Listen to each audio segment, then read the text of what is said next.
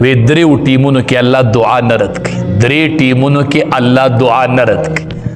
عند النداء یو د اذان په وخت کې چې اذان اویل شي او جواب ورکړي، دا د دعا د قبلېدو ټیم دی. بس دې کې دعا غواړه، دا د دعا د قبلېدو ټیم دی. په دې وخت کې الله دعاګانې قبلې، دعاګانې.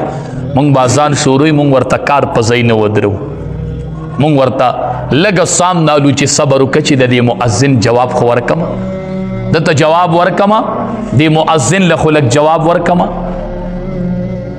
نو عند النداء چې اذان وشي په دغه ټیم کې الله دعا قبلې. یو عند البأس د جنگ په ټیم کې چې کله میدان جهاد وي او مجاهدین جنگیږي او دا جنگ ګرم شي، ګرم بعضې په بعضو کې ورننوځي، سخت جنگ شي، په دغه ټیم کې الله دعا قبلې. دا هم د دعا د قبلېدو ټیم دی. او تحت المطر یو چې کله باران شروع شي دغه ټیم کې الله دعا قبلې. دا درې ټیمونه چې دي دا د دعا د قبلېدو ټیمونه دي، چې هغې کې یو د اذان وخت دی چې اذان وشي دی پسې الله دعا قبلې. اذان جواب ورکا او بیا دی پسې دعا وغواړه، دقه د دعا د قبلېدو ټیم.